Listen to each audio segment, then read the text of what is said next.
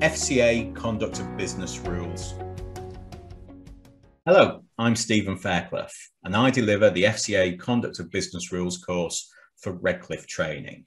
This is a live webinar split across 2 half days, but of course we can deliver it as a single day, as an in-house course, if that's what you require.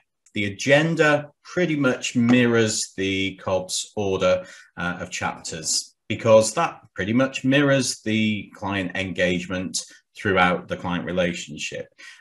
COBs is quite a big rule book, as you may already know. We're looking at 800 pages. So across these 2 half-day sessions, we try and pull out the most relevant sections for the majority of firms, the topics that firms spend most time and energy getting right, and we share some of the issues that firms have faced. So it'll be very interactive. We'll have case studies throughout of successes and also perhaps courses of action to avoid within your own firm.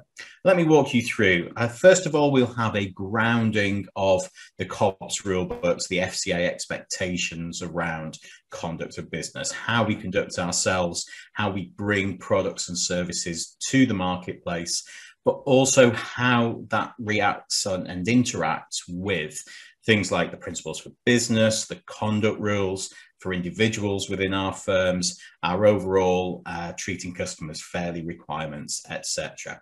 We'll link it into specific regulatory frameworks like the 5 conduct risk question framework, and give you a sense of where the regulator is at the moment by looking at some fines specifically related to COBs breaches over the last few years, and also provide an update on any current consultations around updates to the COBs rulebook. We will, of course, use case studies to try and bring some of those points to life. Then we move through into session 2. We'll look at COBs 2 and 12.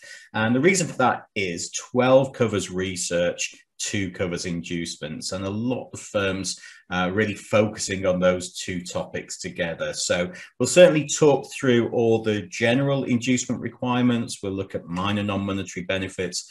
We'll consider the controls that you can put in place through gifts, hospitality, entertainment policies. But we'll also look specifically at what you can do in terms of research, how you can pay for research, and the challenges and options you've got around making sure you're not breaching the rules in terms of free research. So there'll be a group discussion about experiences and challenges around those topics. Session 3 is pretty much the final part of the first half day. We run through 2 enormously detailed topics that firms like to spend an awful lot of time on, and that's understanding our client categorization beyond retail through professionals, both per se and also elective or opt-up professionals, and touch on eligible counterparties. And then we'll spend some time looking at COBs for communications and financial promotions, including social media. We'll then move on through direct offer cold calls and COBs 5 distance communications too, with some exercises to gauge understanding, to give people some practical experience that they can take back to their firms around categorizing clients, and also whether or not they'd approve certain financial promotions using the FCA material. A summary, a wrap up, and an opportunity to ask questions will round out the first half day session. And as we start day 2, we'll try and get people back into the right mind frame or mindset around COBs by putting them into a case study scenario where they overhear a couple of employees talking about a forthcoming product launch, and then have a group discussion around the issues that the narrative, the transcript actually presents to us. We then talk through some of the detail sessions, or chapters of COBs, where we look at the information that's required to be provided about the firm, charging, remuneration, etc., on client agreements, before getting into suitability and thinking about how we define and demonstrate suitability, how we deal with insistent clients, how we make sure that where the appropriateness rules come into effect, that we've demonstrating we've checked knowledge and experience appropriately. So again, exercises, case study, discussion, challenge throughout to make it highly interactive. And then we'll run through into best execution and give an overview of the types of information, the types of challenge, focused very much on what the European regulation was trying to achieve through MiFID back through 2007 and onwards into 2018. We will cover off telephone recording, albeit briefly. A lot of people still consider it a COBs issue, even though that sits within the CISC rulebook now.